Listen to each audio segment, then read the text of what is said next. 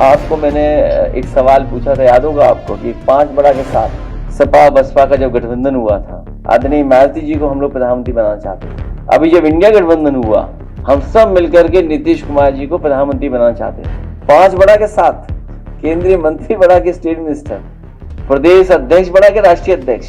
नमस्कार, बहुत बहुत स्वागत है आपका। आप क्रिटिविजन न्यूज का एक्सप्लेनर देख रहे हैं, आपके साथ मैं हूं शबाब। अखिलेश यादव को सुना आपने?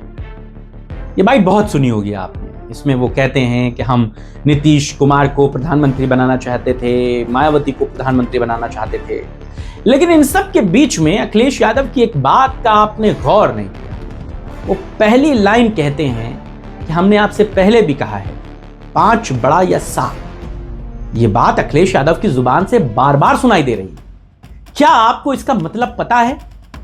क्या आप जानते हैं कि अखिलेश यादव ये बात क्यों कह रहे हैं? इन 2 अंकों का इस्तेमाल क्यों कर रहे हैं, 5 और 7 का? वो 2 और 4 का क्यों नहीं कर रहे, 1 या 9 का क्यों नहीं कर रहे, 5 और 7 का जिक्र क्यों कर रहे हैं? अगर आपको पता है तो आप हमें कमेंट में लिखकर बताइएगा। जो वजह हम आपको बताने जा रहे हैं वो बहुत दिलचस्प है। बहुत रिसर्च हमारी टीम ने की और उसके बाद इस 5 और 7 के गणित को आपके सामने लेकर आए।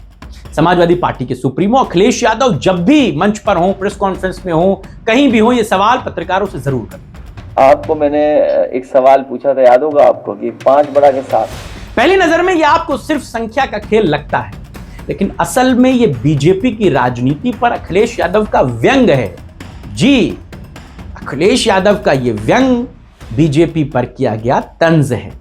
कैसे, यही समझाते हैं। अखिलेश यादव कहते हैं कि भाजपा ने अपने नेताओं के कद का ऐसा गणित लगाया है जिसे समझना मुश्किल।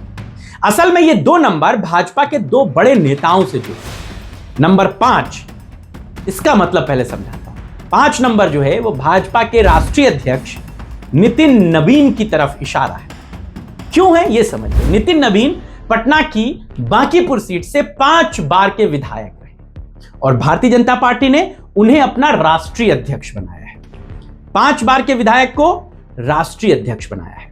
दूसरा नंबर है 7 का जुड़ाव भाजपा के प्रदेश अध्यक्ष, यूपी प्रदेश अध्यक्ष पंकज चौधरी से जुड़ता है। जी, पंकज चौधरी महाराजगंज से 7 बार के सांसद हैं, केंद्र में वित्त राज्य मंत्री भी हैं, लेकिन हाल ही में उन्हें उत्तर प्रदेश में भाजपा का प्रदेश अध्यक्ष बनाया गया है।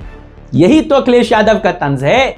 वो मंच से सवाल यही तो करते हैं कि बताइए 5 बड़ा या 7, विधायक बड़ा या सांसद, प्रदेश अध्यक्ष बड़ा या राष्ट्रीय अध्यक्ष? और फिर वो खुद ही भाजपा पर कटाक्ष करते हैं कि 7 बार के सांसद को आपने प्रदेश यूपी का प्रदेश अध्यक्ष बना दिया और 5 बार के विधायक को अपनी पार्टी का राष्ट्रीय अध्यक्ष बना दिया। यह भाजपा का नया गणित है। अखिलेश यादव इसे एक सांसद का डिमोशन और एक विधायक का प्रमोशन बताते हैं। वो कहते हैं कि अगर भाजपा सच में अपने नेताओं का सम्मान करती तो 7 बार के सांसद को राष्ट्रीय स्तर की जिम्मेदारी दी जाती और 5 बार के विधायक को उसके नीचे का पद दिया जाता।